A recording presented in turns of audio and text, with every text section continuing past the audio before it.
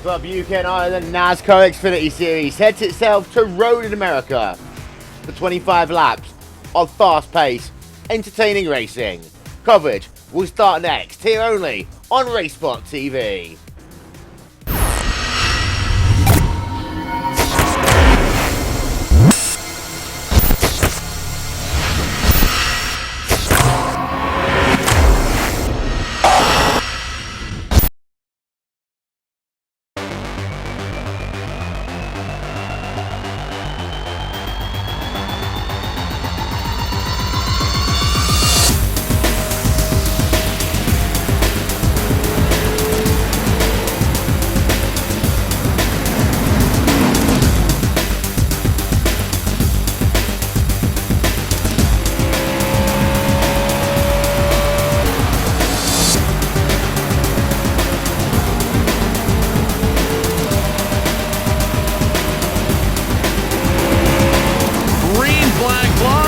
The NASCAR Peak Antifreeze Series powered by iRacing.com has officially begun.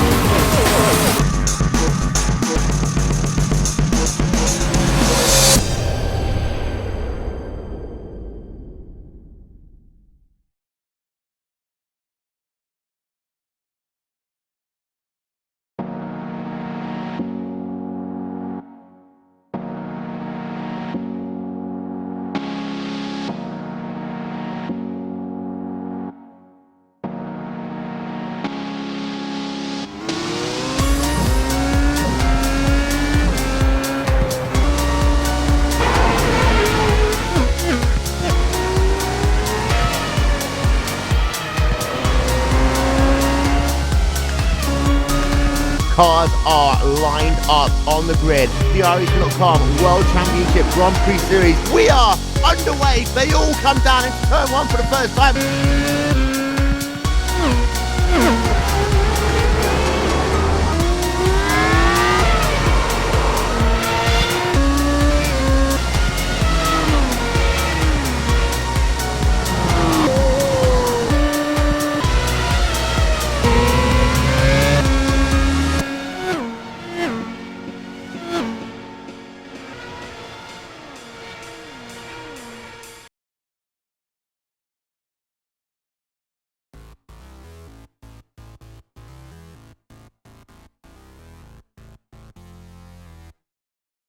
Welcome to RaceSpotTV, welcome to Road America for this coverage of the Club UK and Ireland NASCAR Xfinity Series. Here is a look then at your starting grid for this race. Rob Reed on pole position, Murray, Rushworth, Masparo, Field, Marnice, Forrester, Dalton, Kraft and Oakley. They are your top 10. There is the rest of the field coming up on your screen. We've got ourselves a standing start here and this race going to get underway any moment now. Will Vincent along with Linus Bumstrom here. As you can see there, the cars are lined up on the starting grid. They will get themselves racing in just a couple of moments' time as we have a look there. There is a look at your field. Standing start for this event here today, so expect plenty of carnage down in towards turn number one here. You can see gridding process is almost scored complete. Any moment now, they will get these engines roaring for 25 laps around the track which is known as the toughest challenge in all of North American motorsports. Where we are, gridding, commencing. Let's have a look then. Cars starting to rev their engines. This race starts right now. We've got a staller on the grid there. Staller on the grid, and that means one person's been hit already. That's the number 93 car. Everyone else trying to work themselves down towards turn number one for the first time. But there you can see one stall on the grid, and well, that almost caused carnage. The cars come down in towards turn number one. Driver coming out of pit road. That is Sam Everett. He elected there to start this race on pit road, but out front is going to be Rob Reed who leads away, and we had ourselves a stall. I think that's the third place driver, Linus. Yeah, that was Jamie Rushworth who didn't go on the start. I don't know what he was doing, but he's going now, and it looks like everyone got through the first turn without any bigger issues, other than that start one. Yeah, there you can see Rushworth then down to the outside as they come down in towards turn number 5 for the first time. Let's have a look then. Down he comes into the corner, trying to work himself back up through the field. But let's get a look then at that start once again, because it was a pretty crazy run. And Jamie Rushworth, we'll have a look on board with him. And here we are then, getting himself ready to go. He has that engine revving, and you'll just see now all of these cars are just going to start moving, and he just doesn't catch a gear by the looks of it. And then all of a sudden, where he gets barged out of the way. Now, ironically, that might have actually kicked his car into a go. But Rushworth down in P number 7 right now. That is not where he wants to be at all. Rob Reed, though, leads the way as they work themselves now through the carousel for the first time in this 25-lap race. As we get a look then from the rear of your race leader, it is that driver of Rob Reed. The gap between himself and Derek Murray, 1.4 seconds. And this is where things are going to get really scary down into the kink, because here is where, well, if you just touch the grass, your race could immediately be over. Yeah, it's a tricky place in normal road cars, and these cars built for oval. If you touch the grass in these, they're gone right away. There is no way saving them. So you have to be extra careful in these stock cars, as they're not really purposely built for these kind of tracks. You know, there's some pretty good separation already as we have a look. Oh, we have a spinner already. That's Jake Forster. That was down into Canada corner. That's the Lowe's machine, the number 44 car there, having himself an issue down in Canada, trying to get that thing turned around. Taking him a while to do so. We'll get ourselves another look at that one, but Forrester is going once again, and he is now down in the 18th position. Let's have a look on board of him down into Canada. Does he get helped around, or does he just loop it by himself? He touches the grass on the entry of the corner, puts the power down too early, and from there on, it's hard on into the wall. He does get himself with a bit of side damage. The front end of that car is okay. That'll be critical for cooling, but it does look as though he will be able to keep on going. He's all the way down out in the 18th position on the racetrack. But let's have a look back through your field. You've got yourself a 4-car battle right now.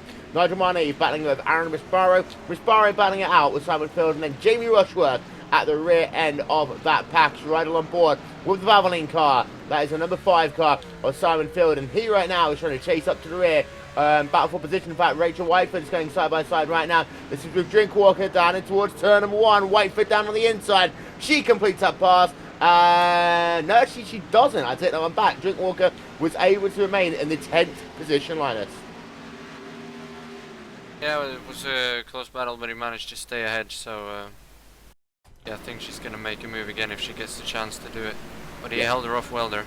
Yeah, in fact, I don't think that he might have been making the pass himself there. You can see they were too wide through turn number 1. They worked themselves then through 2.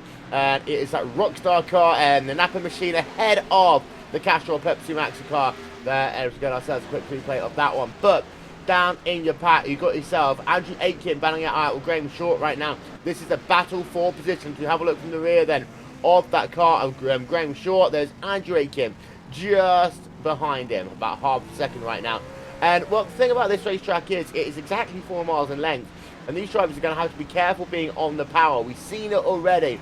We saw that driver earlier on, Jake Forrester. There you can see him, by the way, still in the 17th position in that Lowe's Chevrolet. But, well, you've got to be very careful, as I say, as you work yourself through the high-speed corners. And you've got to be careful getting back onto the power in a low gear. I think Forrester definitely will be aware of that one as he heads himself into Canada once again, Linus. Yeah, I don't think he's going to be making that mistake in that turn again. I think he was just a bit too eager to get through the field, keep up with the leaders early on, and wasn't really expecting it to come around. Oh, when he does it again, almost, but he managed to save it. He gets the 2 car go positions. up in front of him, and he almost looped it again. 2 positions in 1 corner as Richard Wild moves himself up down a spot in the number 16 car. That Best Buy car was one who pushed wide. Doug Pickering right behind him in the number 26 Exxon Mobil car as they work themselves down towards the start-finish line once again. So 2 laps in the books, and out from Rob Reed has himself a big lead already. 2.9 seconds over Derek Murray. Murray in turn with a 2-second gap over Nigel Marneef. Don't forget, you can see Marneef in ISOWC IndyCar action this coming weekend as drivers set themselves over to Sebring International Raceway. Jamie Rushworth going wide there in that number 3 car, and that means he's going to lose a lot of time. That's going to allow Matthew Dalton to come into play there in that Banshee Autosport number 2 car. They work themselves down towards turn number 5 one more time. We're going to step aside for just literally 60 seconds, ladies and gentlemen. We will be back after this. What is it about speed? Do these rivals chase speed because they can? Or because they can't help it? IndyCar. The heart of racing. Go to IndyCar.com for live timing and scoring, upcoming race details, and to join the conversation. Welcome back, ladies and gentlemen. As you can see then, an ongoing battle between Joshua Drinkwater and Daniel Craft right now. Rachel Whiteford in the mix for that one as well. 3 drivers separated by just 1 second as Drinkwater's going to push very wide there. That will allow Craft to be right behind him as we work ourselves along board of him. This is through the carousel. Now you notice that Craft is just trying to find the outside line. He's now having to get tucked back in line again. That was a very lucky save for Drinkwater actually, because it's that one part of the racetrack where you really can't run too wide. As you see, Rachel Whiteford's going to look down to the inside into the kink. Goes Whiteford. This one surely won't work. And indeed, no, Whiteford has to go back into line. But a couple of opportunistic moves there, Linus. And I have to say that Craft, a little bit unlucky not to be able to get himself now solidly inside that top 10 as he battles for pin number 9. Yeah, that was very close to an incident. I think Rachel should have just backed out of that because you don't go too wide through the kink. And even if you make it through, you're just going to lose a ton of time, so she would have been better off just staying behind him there. As they work themselves through, Bree Mitchell-Benn down towards the final corner once again out front. Marneef has closed that gap to Derek Murray. It's now just 5 tenths per second as they head themselves down in towards turn number 1 again. We ride then a lap on board with Nigel Marneef. This is turn number 1. Heading themselves down the crest under the Briggs and Stratton Bridge, down in towards turn number 2. By the way, Whiteford still battling it out actually with Daniel Craft, so we'll go and have a look at this one very quickly. Down in towards turn number 1, Whiteford gets a position, moves herself a spot up, and actually Daniel Craft, Andrew Aitken now going to go side by side, and that number 10 machine of Andrew Aitken moves himself now up into the 12th position. But then actually, let's ride on board now with Andrew Aitken. This is down in towards turn number 2 they come. You can see the Alpine Stars machine of Craft just ahead. Aitken a little bit slow out the corner. Now it's that long, I call it straight away. It's got a couple of kinks in it as you run down to turn 5. But look at the run Aitken has actually as he just breezes past the number 93 car of Daniel Craft. I think he either missed a gear or got himself a slow down penalty, Linus.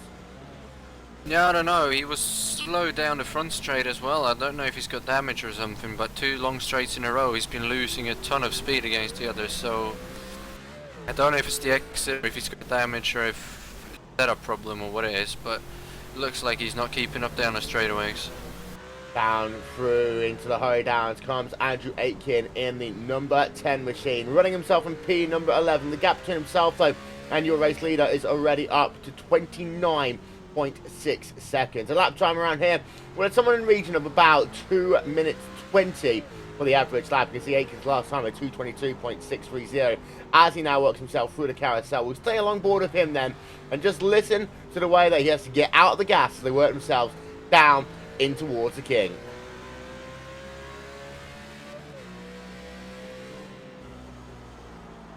Big lifting, Aitken goes off, Aitken hits the wall, and well, the curse of the commentators, we talk about it so much, but Aitken just completely overshot there. You can hear he was lifting out the gas, but severe engine trouble now to Andrew Aitken. He's falling well down the field. That's going to be a pit stop for him to get some repairs, but Andrew Aitken, tough luck there, and well, that's what happens if you overshoot the kink.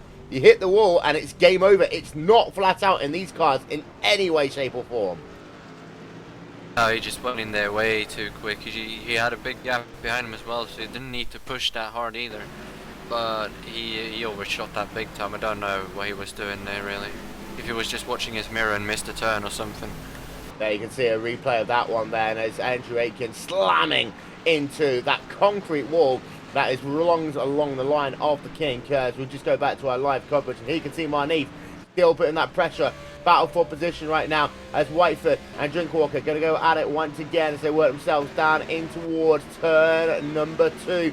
Whiteford not close enough that time by, but let's go back then. 3-horse battle for P number 2 right now. Murray is slowing down these drivers, I think. Last time by 2:16.6 for Reed, 2:18.4 for Murray, and 2:18.6 for Marneef. Marneef, I think, is trying to get a bit of a hurry up right now, but he just can't close up enough to get himself into that toe and get himself up in position. But this is a fascinating battle, 3-way battle going on right now for P2, 3 and 4. And Jamie Rushworth is catching them quickly as well. He really wants these guys to start passing each other now so he can catch them quicker, because he wants to make up for that mishap he had on the start line. Whiteford going side by side right now with Short, and they run themselves through turn number 6. Short will have the inside line into the next corner. A little bit beating there. Rachel Whiteford will keep that position though for the time being. She runs herself in the 10th position. A little bit further back there you can see Daniel Craft trying to now put that pressure onto the rear of Graham Short as they work themselves now out of the hurry down section, down towards the carousel, once again underneath the Speedfield Bridge, because sausage is what we do. So we have a look. Daniel Craft just ahead is that driver of Graham Short. Now Short is lost one position according to our timing and scoring graphic in this race. But actually no, he was running in P8. He's now down into P11, so he's lost himself a total of 4 spots in this race so far. Not a good day in the office from that number 65 car, but importantly, a little bit further ahead, actually, Murray's been able to pull away once again from Marneef. Marneef is still under pressure from the Sparrow, and Rushworth indeed is catching. He was the second fastest driver on the racetrack last time by Whiteford. Drinkwater still battling it out of Canada corner. There are 5 cars right now separated by just 2 tenths per second. So you have a look then at our aerial coverage today, brought to you by And1 Design, as they head themselves down into that final corner once again. There we get ourselves. Oh, Drinkwater goes wide and Rachel goes into him, and there he's around. Well, there you can see, oh, 2 free cars involved there in the end. You got yourself 3 cars all going slowly. That is Drinkwater, Craft, and Wild as they head themselves to Bill Mitchell Bend. None of them coming onto pit road, but you can see the steamroll 2 wide up the start finish lane. Let's get ourselves another look at that one then. And this will all happen through Canada corner. You can see they were going 2 wide for a moment there. The number 99, Napa Batteries, Rockstar Machine, able to stay ahead, but he gets himself a bit of a wiggle through Bill Mitchell Bend, and that's what allows Rachel Whiteford to get herself into position. Down in towards the final corner they come, and let's see what happens here. We'll slow it down for you, and well, the 99 car just loses it all by himself. You can see 2 wheels on the grass. We talked about that earlier on, and Rachel Whiteford had absolutely nowhere to go. She slotted herself down to the inside, and I don't think the number 99 car realised exactly where anyone else was at that particular point. But, well, the 99 car is one who got himself the most damage, and then after that, you had yourselves 2 free drivers involved. The luckiest one of the lot, actually, was Graham Short, who was just about able to get away. But we get ourselves another look, actually. This is going to be on board through Bill Mitchell Bend, as you can see right about here. Notice that we're on board, rear view of the car, just straggling across the curb, losing the back end. And, well, from that point, you are always going to be a passenger in that number 99 car. Yeah, it could have been even worse. But Whiteford, at that point, slotted down to the inside, and that number 99 machine. Actually, Whiteford did push a little bit out on the exit of the corner. Having a look at it from this replay. But, well, that's ruined our mid-pack battle for the time being. So we had ourselves 3 very good drivers, all battling for the top 10. Now outside of your top 10. Yeah, Rachel's been off a few times since that. I think she's got damage, and Joshua, after the long downhill towards turn 3 or 4, he went off as well. So I think they all got a bit of damage from that. So the biggest battle on the track is now over. We'll have to focus at the front.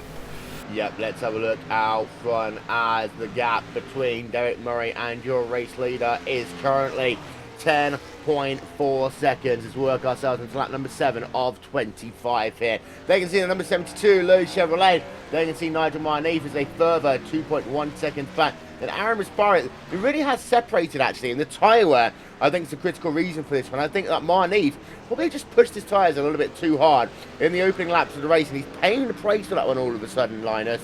He's going to have to be careful now before these drivers come onto pit road. Yeah, I think he was pushing a bit too hard to keep up there, and I've looked back and I can't see any incident that separated them, so it has to be just the tyre wear and him working his tyres too hard. But Jamie's catching up now in 5th, so we could have a battle up here again soon. We've got ourselves a battle between Forrester and Short as well, thinking about going side by side down in towards turn number 2. That one's not going to happen as we get ourselves another look then from the rear of the driver of Jake Forrester. As by the way, Joshua Drinkwater has been on pit road. His day is done for the time being. Andrew Aitkins made of himself a pit stop, 15.9 seconds. He is classified for the time being as well down the field. In fact, the last driver running in the field right now as Forrester works himself down in towards turn number 5 once again. So the gap between those 2 drivers currently 8 tenths per second. A little bit further back, you can see yourselves, a little bit further forward, Andy Oakley there in that Martini Chevrolet Camaro, battling it out with the Valvoline machine of Simon Field. That's about for P number 6, P7. Is Gordon Wilson there, has himself a moment, and that number 42 car, and he's just spun itself around. I think that is either through turn 6. Let's get ourselves a replay of that one as they work themselves down. This is actually, in towards turn number 6, the uphill braking zone, Linus, and well, You just push a little bit too hard there. You can see as the transition of the track changed, you got that dark asphalt there. It just seems to be that caught Gordon Wilson out. Yeah, he pushed in a little too hard there. And, well, it's easy to do that in these cars. Have to be really careful. They're very powerful, and at this time, though, he lost it on the braking, so... Well, I don't know. He got on the brakes too late, locked them up and turned and just spun out. Yep, there you can see the Bass Pro Shops tracker boat number 42 machine being spun around, spinning himself around even. That was down in towards turn number 6. He did reverse it, didn't make any contact with anyone, but he is now down in the 16th position on the track. Two battles going on. Simon Field battling with Andy Oakley right now. A little bit further back, you've got yourself Rachel Whiteford battling with Daniel Craft. They are the two best battles we have on the racetrack. So right on board then with Simon Field. This is down in towards turn number 2 once again. Let's look at the gap. It's currently 4 tenths per second as they head themselves out of 2 down this straightaway toward that fabled turn number 5. In fact, there's a Rockstar car which is wiggling its rear end out as you see Matthew Dalton is on pit road. I wonder if this is a scheduled stop because I didn't see any incidents there for Matthew Dalton at all, Linus. No, I don't know. It might be scheduled, but I think it's a bit too early for that. They've only done 8 laps, so I don't know. Maybe he's playing strategy to catch up with the cars in front of him. Yeah, he's coming out into the 14th position there. So I just lost audio for a second. He's actually ahead of Gordon Wilson as Daniel Craft is making himself a pit stop right now in that number 93 car, cocking that car up then in the Alpine Stars machine as we get ourselves a look at that one. Well, hopefully we will. There we are.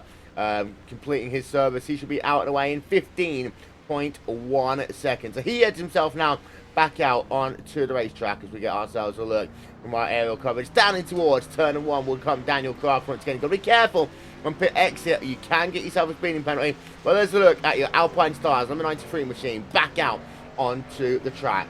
Andy Oakley, Simon Field still scrapping it out for position as you've got yourself side by side right now. It's between the 70 and the 51 car. Whiteford, big wiggle from her there as she works herself through down the hurry downs, but she does just about hold on, and she's battling with Richard Wilding right now. Back for P12, P13. You can see the damage there to that number 70 Mustang. That's the Best Buy machine involved in an incident earlier on. Still going, however, trying to get themselves into that fuel window. As Aaron Risparo just 6 tenths of a second back from the rear of Derek Murray. And Murray has now caught up to Nigel Marneef. Marneef finding himself in that second position. It has been, though, 8 laps led by this driver.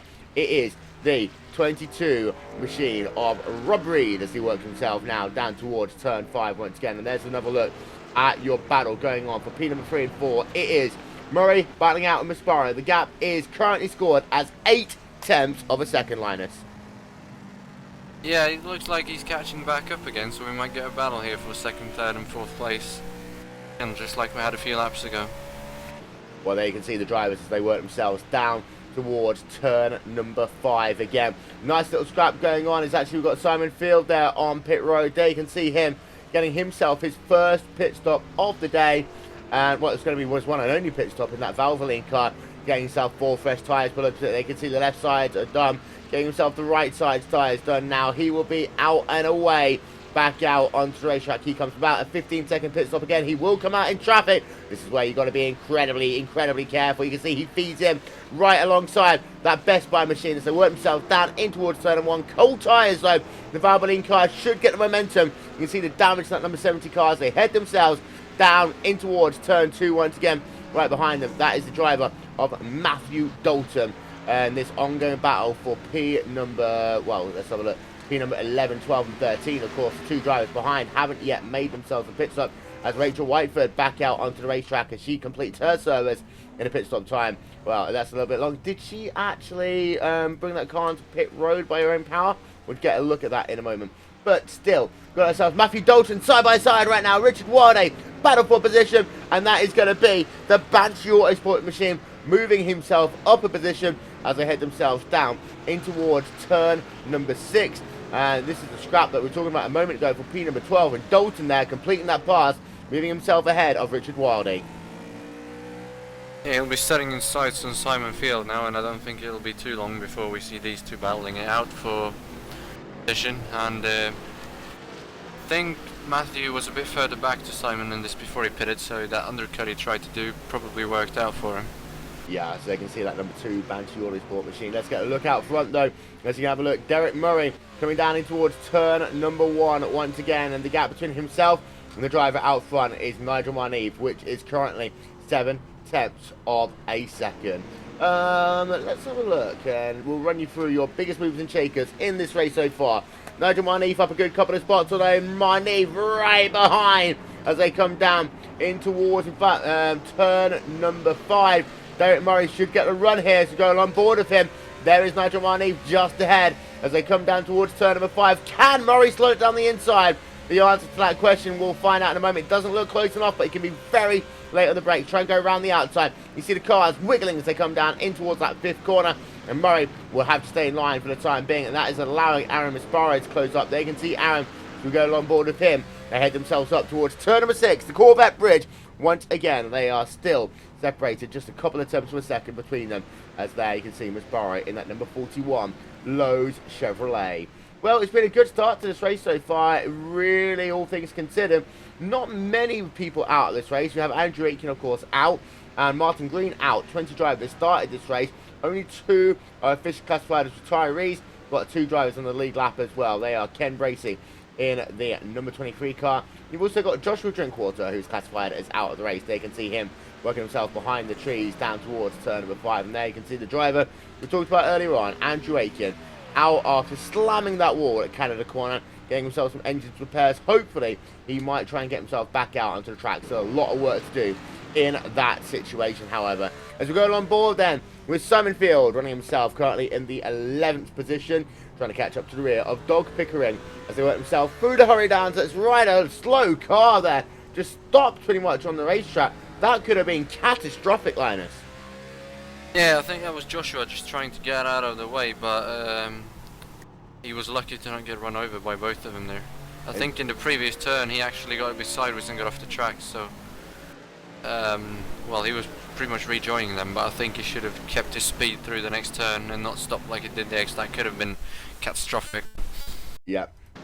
I'm getting ourselves a look on board with Doug Pickering. I think he just pushed wide actually, and they can see that car. He just breezes past, but then Doug Pickering, by the looks of it, did go wide, which cost him his position as Murray again within 2 tenths of a second as Nigel Marneve. Let's have a look then. ExxonMobil car coming down in, and yeah, he just pushes wide into the gravel. Valvoline car, battle of the fuel companies for a moment there. ExxonMobil versus Valvoline, and well, Valvoline wins out on that one. As we go and have another look then, Miles Marneve battling it out with Derek Murray. This is towards turn number 5 again. Let's get a look then as the drivers work themselves behind the trees. And Marneve has been able to hold on to that position. As Jamie Washworth, by the way, is on pit road. But you can see down in towards turn number 5, it will be Murray still behind as we cycle our camera around and take a look at Jamie Washworth in that number 3 car, getting himself some right side tyres, back out and away onto the racetrack. Pit stop time for him, 14.8 seconds. And here he comes back out onto the track. You can see the Valvoline car is going to be just behind. They are running 2 wide right behind. That is Doug Pickering battling it out right now with that Banshee Autosport driver of Matthew Dalton. And Matthew Dalton moves himself up now 1 position into the 11th spot. But a big wiggle there actually by Dalton as they head themselves down in towards turn 2 again. Yeah, he's pushing really hard, Matthew, to get back up and gain positions. I think he wanted to be higher up than he is, but gotta be careful so you don't put it in the wall.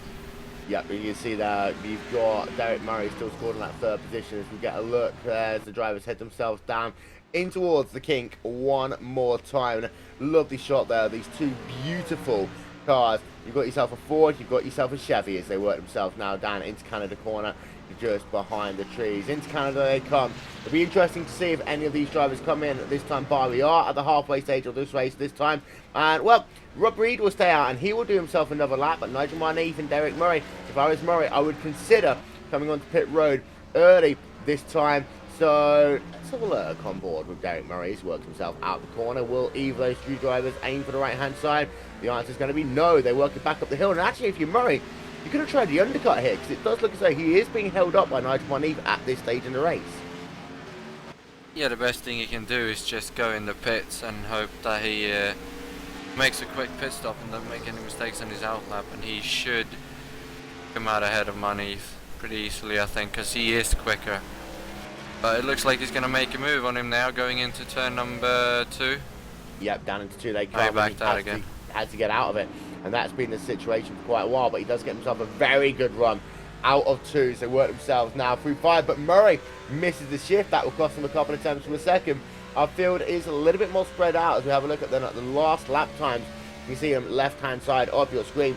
Rob Reed is just in a completely... That's the fastest lap, by the way. Rob Reed is in a completely different postcode to everyone else. But Manif and Murray, their fastest lap separated by just about 2 tenths per second. Murray just can't find a way past Manif as they head themselves out of 6th into the hurry downs. Turn 7, 8, one more time. As we now say, working ourselves past the halfway distance of today's event here on RaceSpotTV, a special presentation of the Club UK Islands. That's the word I'm looking for. NASCAR Xfinity Series. I almost said skip barbers, and I don't think these look much like a skip barber at all, Linus. No, this is completely different from the skip barbers. They can take a lot more beating and banging and a lot more horsepower, and completely different in every single way. But Murray's again very close. They work themselves down that run towards Canada Corner one more time as Richard Wiley's on pit road, I think. Yes, he is. They can see the Best Buy car is on pit road as Murray trying to really put that pressure on now to Manif as they head themselves down into Canada Corner. Not going to be close enough there. He gives himself a little bit of a bump. Almost pushes him out of the way. Side by side they remain for the moment there. But Murray just tried using that chrome horn. It didn't work out for him. Wiley's pit stop time, by the way, they can see 15th place. He comes out in 15.1 seconds as they come back out onto the track. But, well, Manif, that was almost there. A catastrophic 2-car incident. And neither of them coming onto pit road once again, Linus. No, I don't know why Murray isn't coming on pit road, especially that time as well. He missed the exit onto the straightaway, so the longer he stays out, well, he can't stay out for too long because Manif is going to come in eventually, and then he's going to miss his chance to get the undercut. I think because Manif coming out of the pits ahead of Murray is going to be quicker than Murray is on old tyres, so getting later is definitely not going to help him. James Short currently running himself in P number 7. Jamie Rushworth is catching him up. Of course, Rushworth has made himself a pit stop. He did it in 14.8 seconds. As Short hasn't yet. I'm not sure if he's made a pit stop or not. We'll check an eye out on that one. But Graham Short currently running himself in P number 7 as Rachel Whiteford. There you can see P14 was high up earlier on as Andy Oakley now to pit road in that Martini machine. Getting himself some new tyres, getting himself some fuel to go to the end of the race. And there you can see that Chevrolet Camaro is going to complete its service in a time of 15.3 seconds. You also got Jake Forster on pit road as well. He's now doing a service. Is that fuel? That was fuel only. 6.8 seconds there for Jake. Yeah, you don't take tyres in that kind of time. He must have... Maybe he took 2 tyres trying to make up some time on someone, but I don't think that's going to be a very good idea. Well, there you can see Forrester down in towards turn 2 again. 6.8 seconds looking for the track position here, and it might well work out for him. We need to see what will happen later on in this event.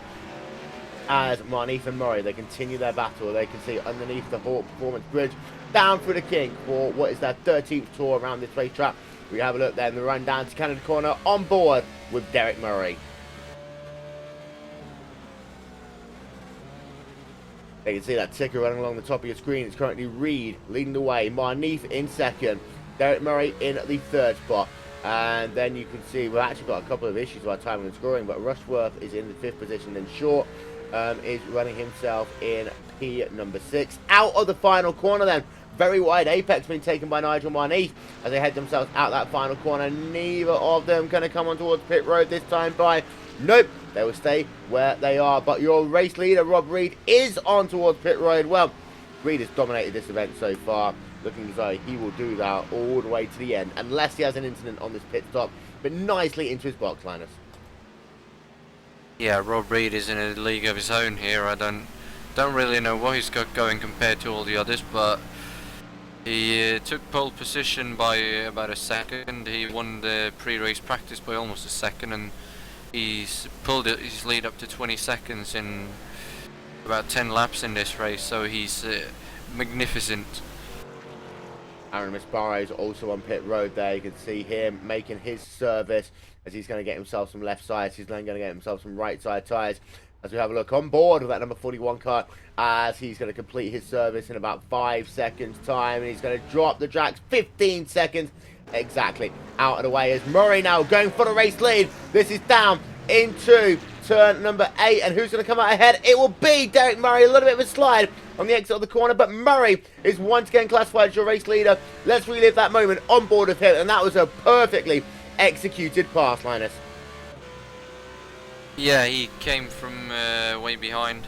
Saw Manif going a little bit wide. He got a better exit, and he just put his nose up the inside, and there was really nothing Manif could do, because if he would have stayed next to him, he will run the risk of going in the grass, and Manif just played it safe and got in behind him. Yep, turn number 6, Derek Murray going to the point then. He's got Doug Pickering on pit road. He's had Graham Shaw on pit road a moment ago as well. There you can see the pit stop time for Graham Shaw as he comes out. It's 14.7 seconds.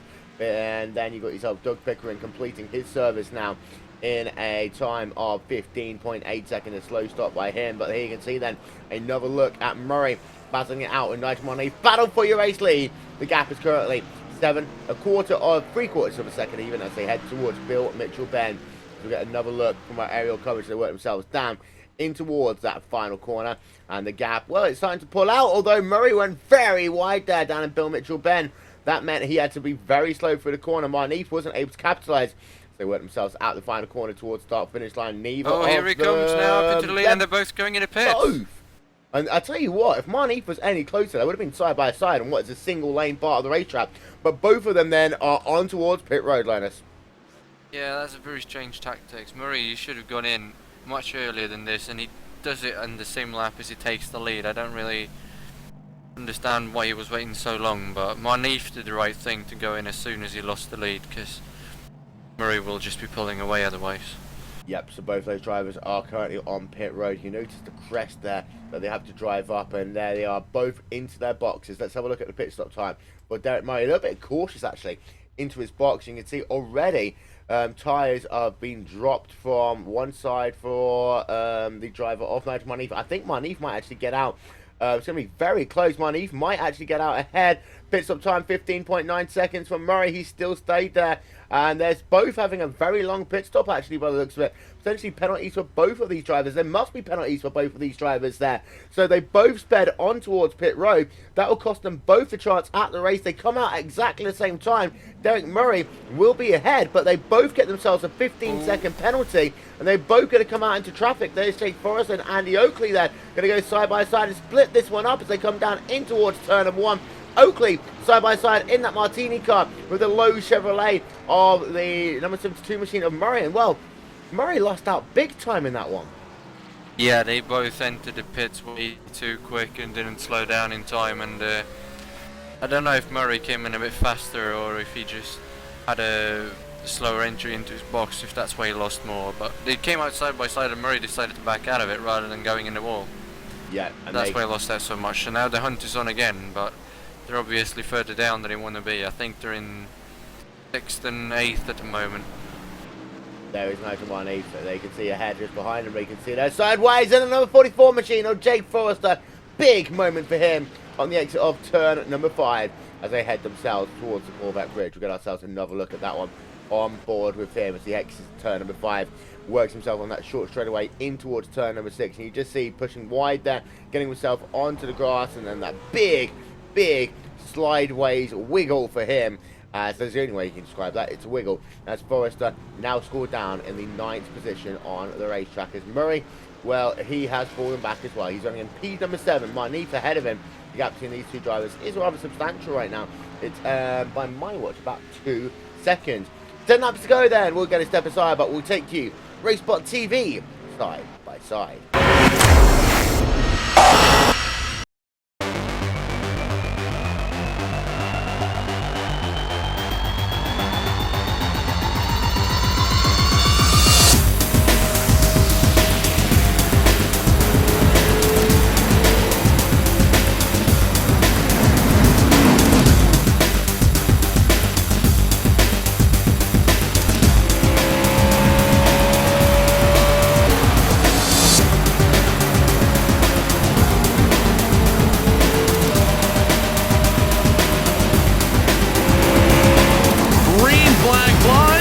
The NASCAR Peak Antifreeze Series powered by iRacing.com has officially begun.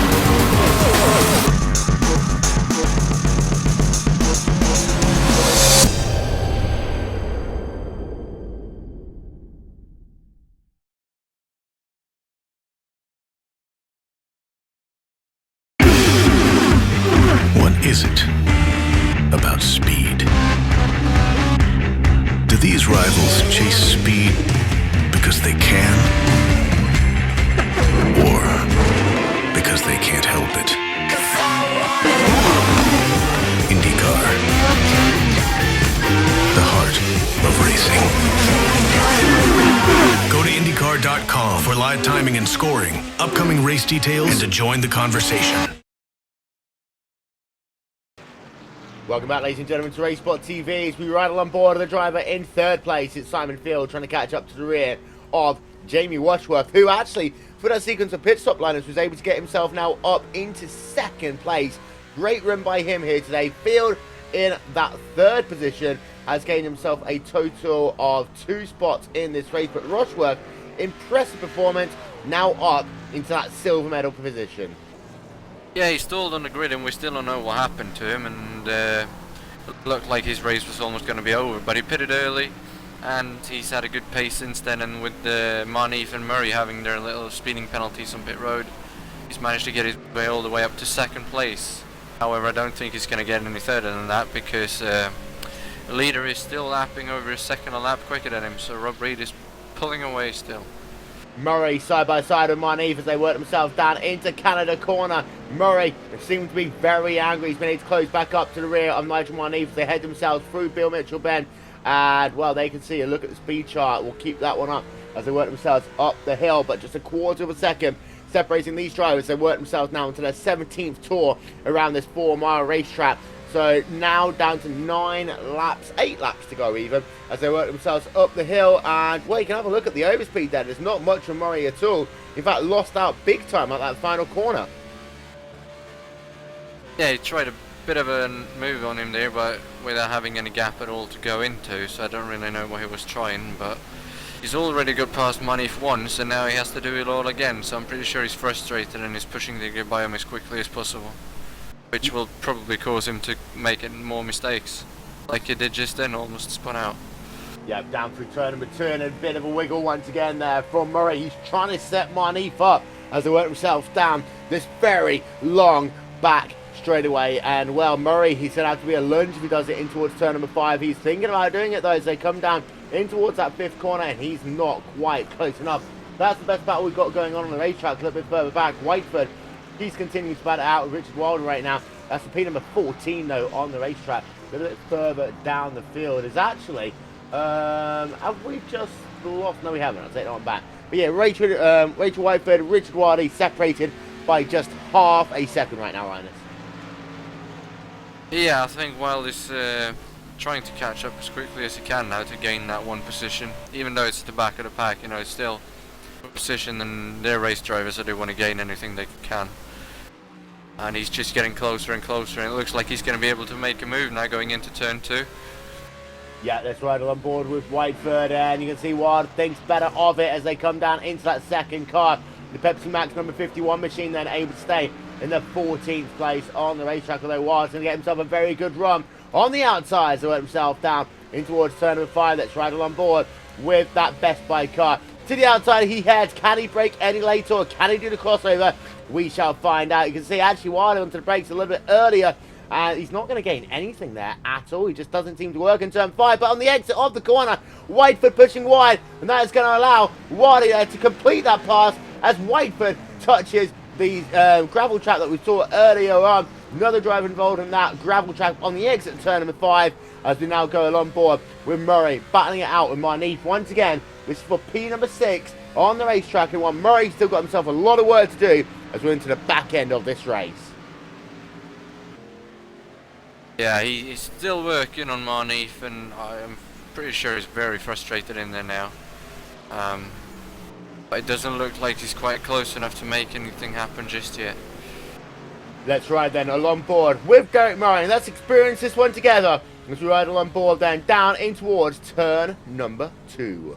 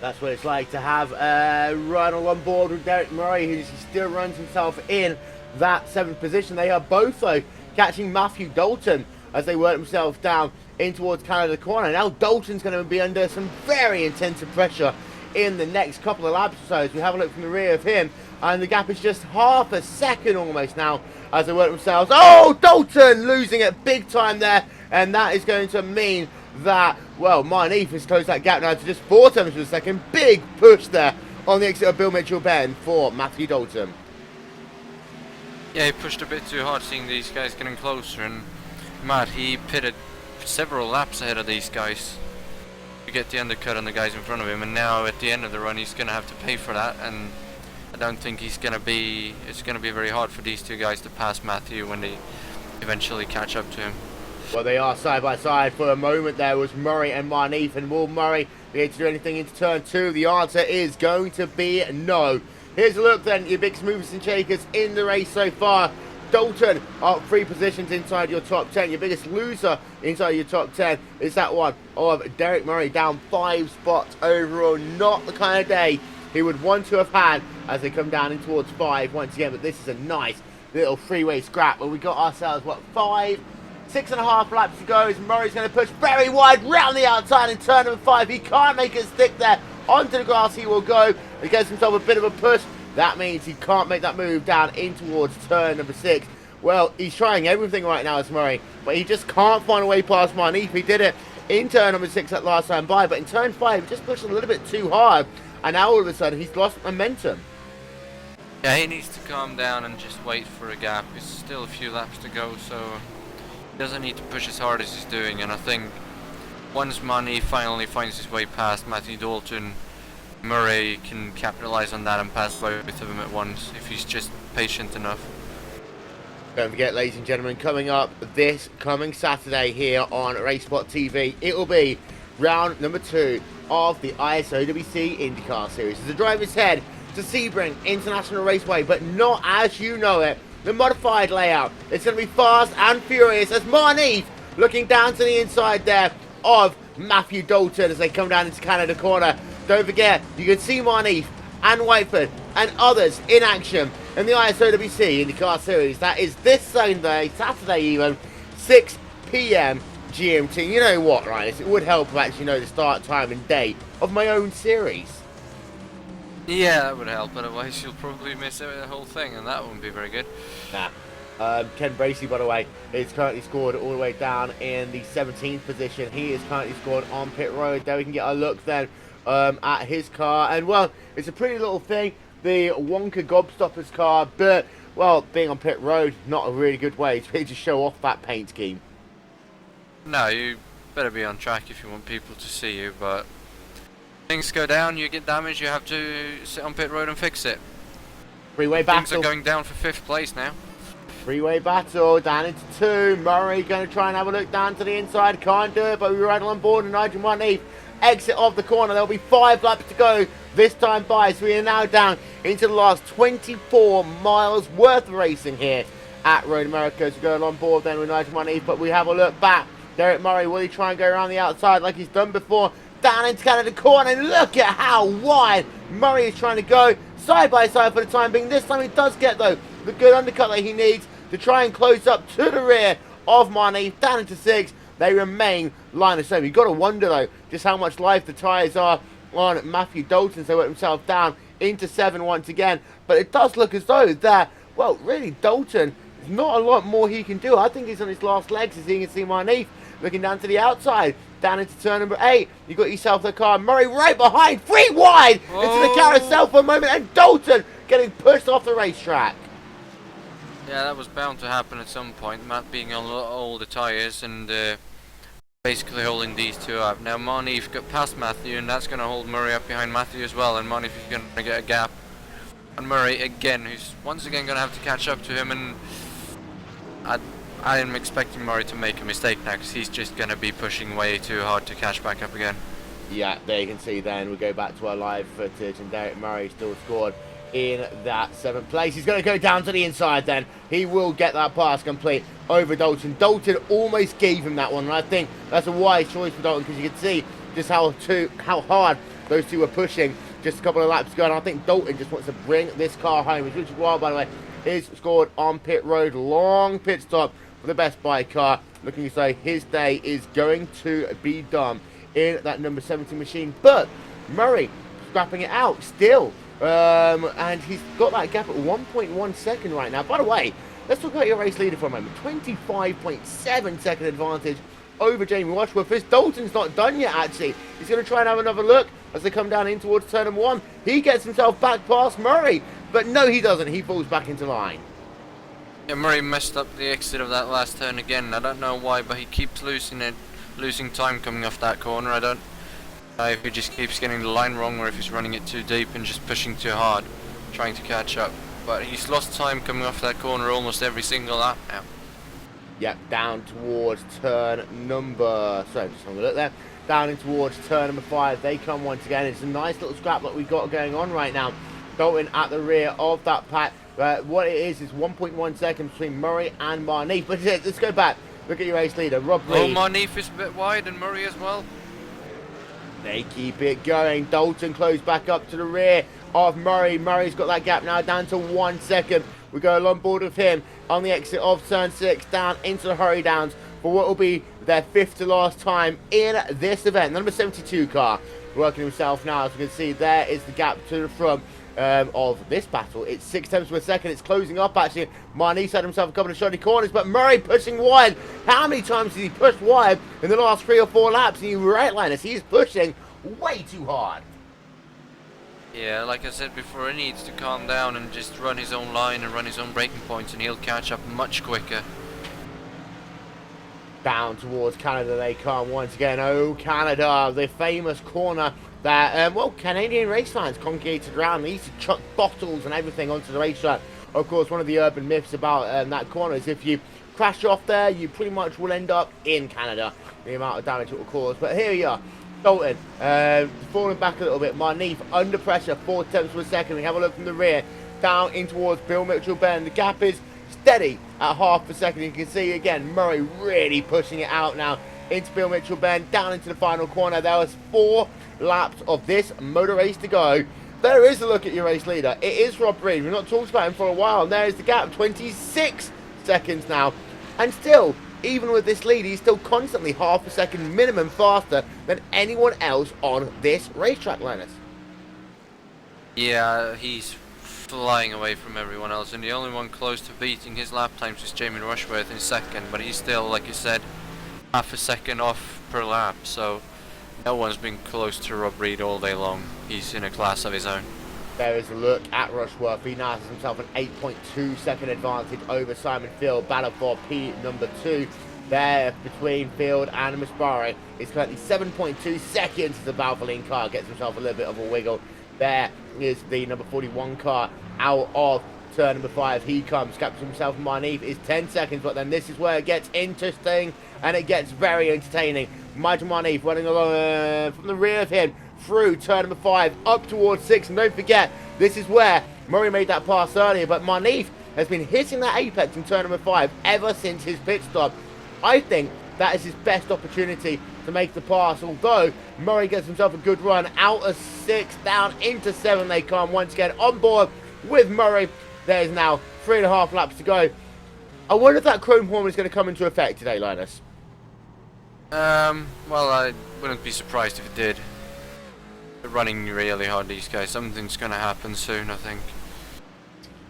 Exit of the carousel then, and here you can see Murray down towards Kink one more time. They come, as you can see a look then as the drivers work themselves down into the kink. Now this is where you've got to be careful. One wrong move and it can completely destroy your race. And actually onto the grass Murray went. He is really hounding it right now. That is very lucky that he didn't just slam that car into the wall.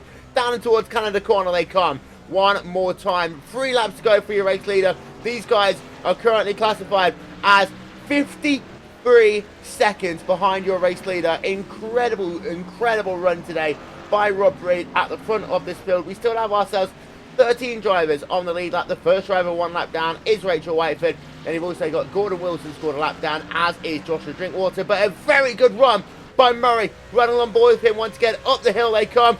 down towards turn number 1. This is close now for Murray, but he's not able to use that toe perfectly. We go back on board, and here's a look at the speed then, and it's not enough of overspeed there for Murray. He's going to try and look to the outside, down in towards turn number 1, trying to get that undercut done in towards turn number 2. Good run for the corner, and actually that time by Marnie pushes wide. That allows Murray to easily go past. That is almost academic all of a sudden.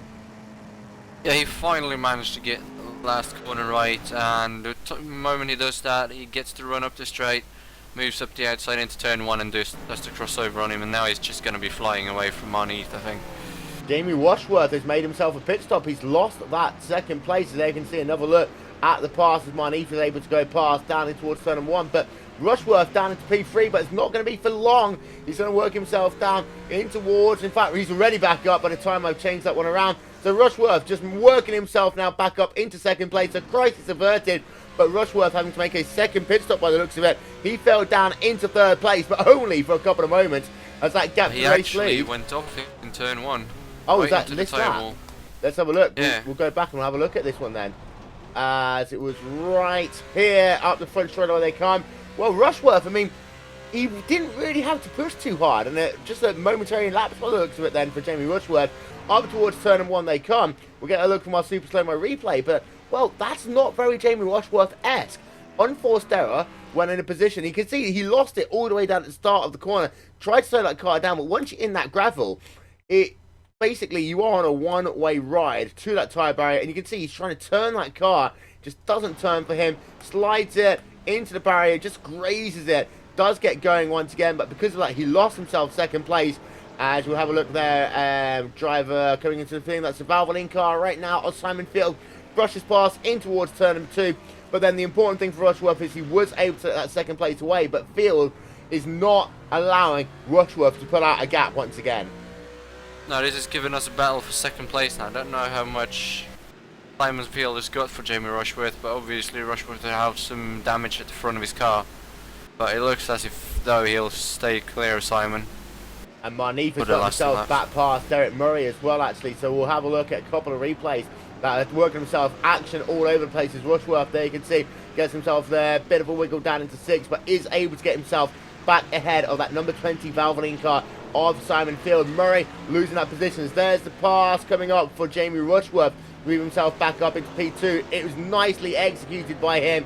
You can see just around the outside on that run down to the carousel. But then also Marnie, he was able to get himself back ahead of Derek Murray. And now that was impressive by Marnie, because it did seem to be that Marnie is a little bit faster in a straight line compared to that driver of Derek Murray. And I think Murray, though, to look at the replay now, I think he just overshot turn 5. And, well, after doing all the hard work, yeah, he just overshoots turn 5, has to get out of the gas, allows Marnie to once again back past. And, well, Murray doesn't want to get himself into the top 5 in this event by the looks of it.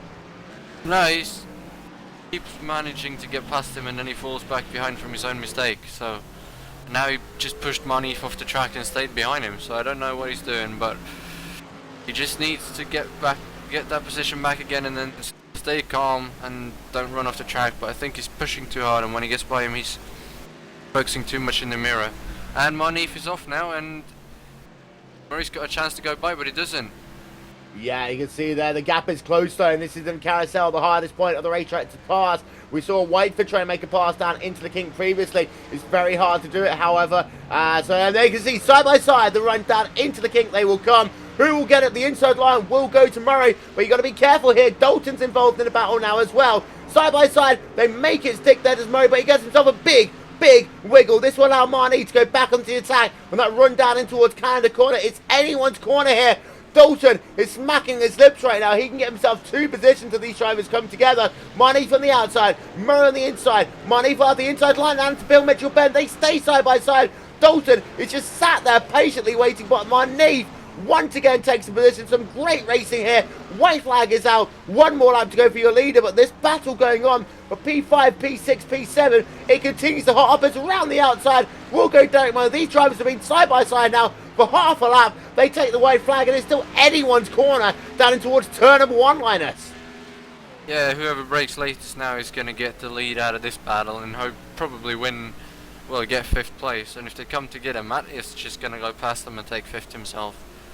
This is going to be interesting, but it looks as if Murray is going to go a bit wide and Marneef is going to get it. And here comes Matt as well and goes through. Yep, so 2 positions lost there for Derek Murray in the last lap of this event. And again, pushing just a little bit too hard. Now it's going to be, will Murray just try and force his way past that driver of Matthew Dalton? You can see it's right up behind him already on the exit of turn number 2. They work themselves down towards turn number 5. We'll go and have a look at Rob Reed in just 1 moment's time, because here we are then. Murray down to the inside potentially on Matthew Dalton down into turn number 5. He's taking some very weird lines into this corner, but you can see Murray will get himself past that driver. Oh, and you can see there, Marneef's off. And they do touch for a moment there. Big wiggle there for Marneef.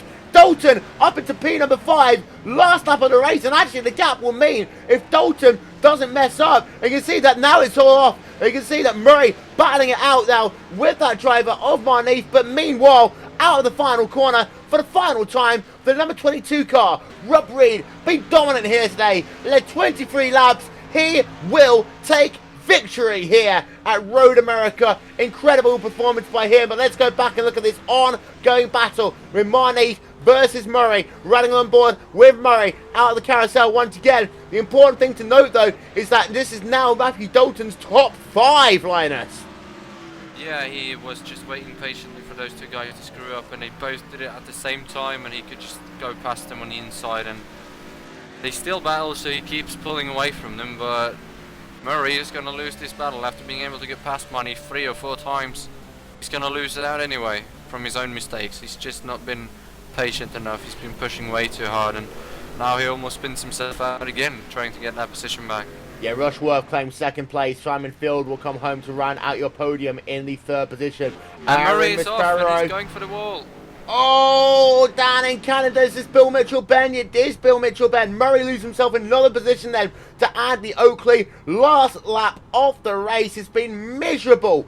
Absolutely miserable for Derek Murray. It'll be Miss Burrow in 4th, Matthew Dalton P number 5, Nigel Marneef P6, and then Andy Oakley getting to a position in the last lap of the race in that Martini Chevrolet. He gets himself a well-deserved position, although Derek Murray, there you are, across the line. Timing and scoring is just a little bit messed up at the moment. We'll get it all sorted out for you in a moment.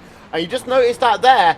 I don't think Murray's very happy, just slamming into the rear of Nigel Marneef down in towards turn number 1. Well, you always say on a road course in a NASCAR, things get aggressive. It got aggressive here today. So let's have a look then, a replay of that driver of Murray down in towards turn number 1. He aimed and looked for Marneef and just ran into the rear of him down in towards turn number 1. He is not a happy bunny. But he's got nothing to be mad about at Marneef, because he raced him fair and square, and he had several opportunities to go past him when Marneef went off, but he just waited behind him, and then when he finally managed to go by, he made his own mistakes to lose the position back. So Marneef has raced him fair and square all day long. Let's get a look been up then. to his own mistakes. Let's get a look once again at this final lap of the race. You can see these cars coming down in towards turn 1. This is where it all really kicks off, because Murray right about now is going to push wide into the corner. You can see Matthew Dalton there, 3rd in line, just waiting, haunting, waiting for the moment, and he was able to get it. As we have a look then, you can see this is the point when Murray's going to push wide. This is going to allow the driver of Matthew Dalton to get past him, and then afterwards, coming together down back end of the racetrack means that it was all on through turn 5. But the issue is as well, don't forget the number 69 car of Nigel Marneef, where he pushed wide, and when he came back on, that is when he made that contact with the driver of Derek Murray. So just have a look then. They worked themselves out of turn 2, and if you're right on board with Derek Murray at this point, you can see he's ultra aggressive down this back straightaway, right on the rear of that number 2 Banshee Autosport car as they come down in towards turn number 5. Let's have a look then on our gyro cam coming down into turn 5. This is where it all kicks off once again.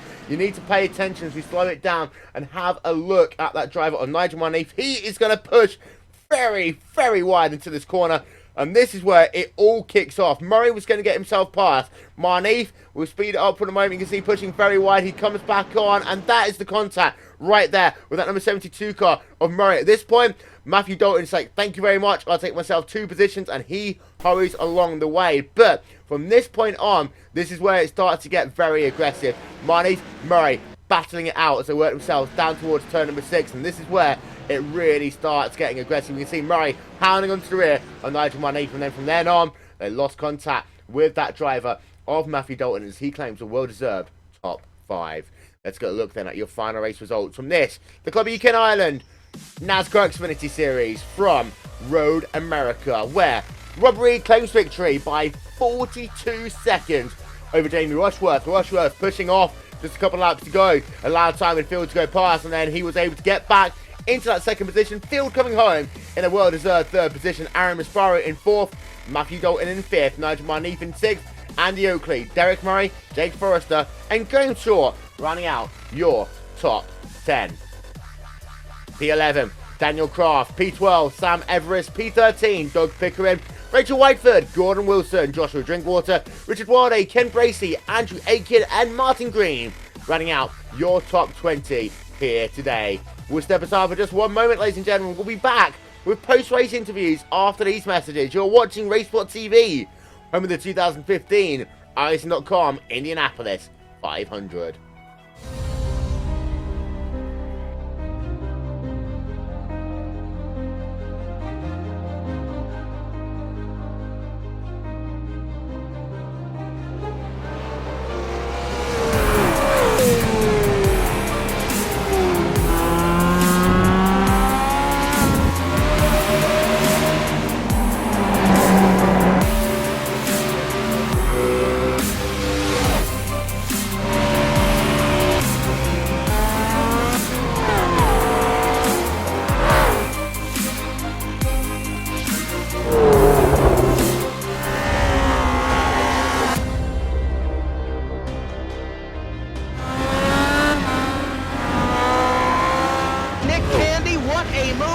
On the outside, contact made. 56 slides it at a 4. Who's going to be at the stripe? Dead even. Give it to Ryan Truex. Truex is your winner over Tandy.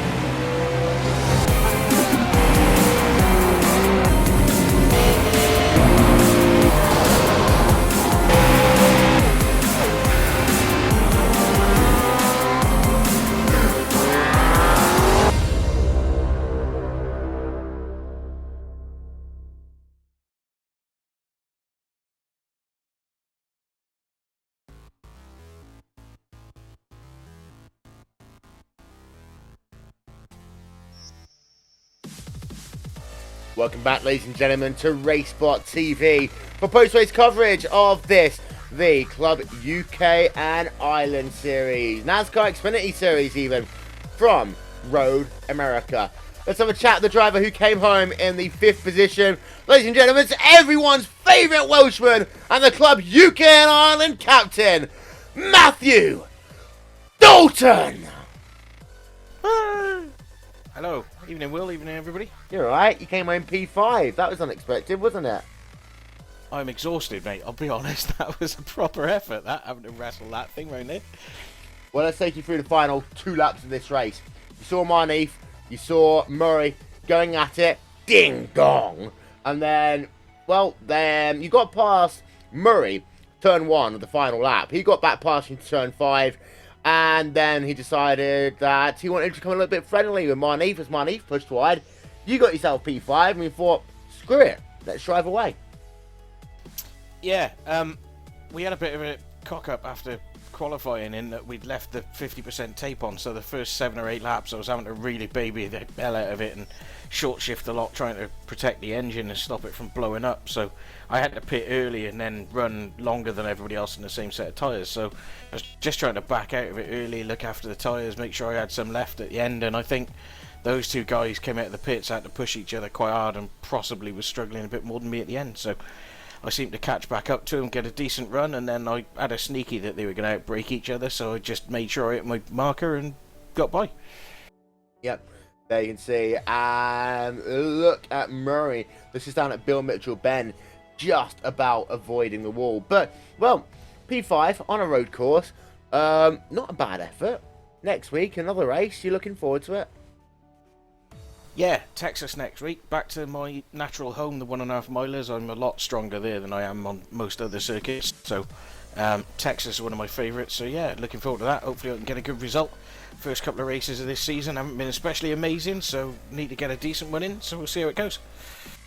Well, Matthew Dalton, thank you very much. Rachel Wyford came home in P14 here today. Good battling inside the top 10 at the start of the race, Rachel, and then it wasn't as good. Yeah, good evening, Will. Yeah, the Pepsi Max Ford Mustang was great tonight at the start. Good start to the race, made up a lot of places on the line. Of course, we had a standing start rather than rolling, what we expected, which was interesting. My bad. Yeah, car was good at the start, had real pace, fighting with Josh Drinkwater, Dan Kraft, a few others. It was awesome, but slid the tyres, got a bit of wheel hop and really slid the tyres, they were junk. Struggled through to the start of the pit window just so I could go the distance with one stop.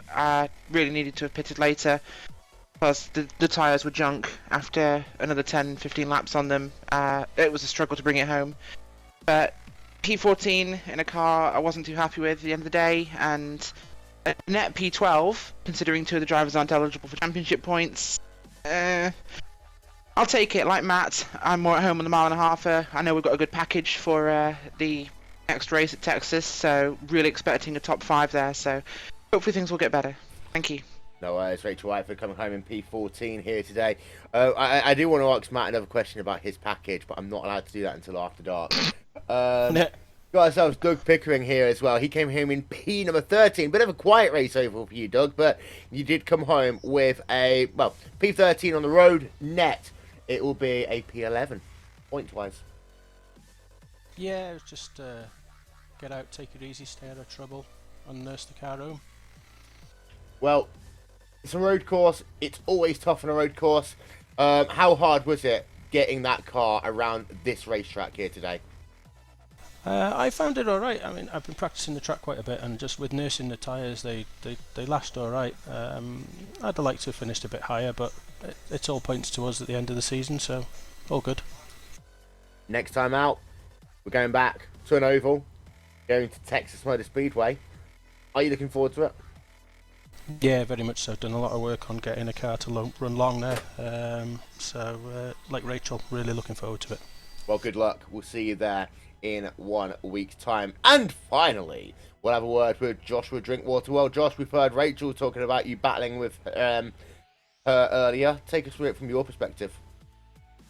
Yeah, basically, I'm not the best road racer, as you could probably already tell. I was having a good battle with Rachel, and then just lost it. I think I must have touched the grass in my rear, just lost it in front of her, and just everyone kind of concertinaed into me. Well, you came home, sorry about that, deplorable. Finished down in the 16th place overall. Been a tough old day for you. You're glad to get away from Road America and get yourself back to an oval next week? Yeah, definitely. Unfortunately, I got a miss next week, which is why I had to run tonight. But I'm looking forward to the short tracks that are coming up on the schedule. They're really my strong point when it comes to racing.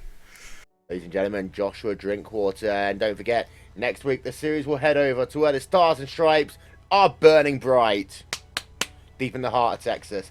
And that's been a RaceSpotTV presentation of the Club UK Ireland NASCAR Xfinity Series here on RaceSpotTV. For myself, Will Vincent and Linus Bromstrom, we shall talk to you all next time. Bye-bye.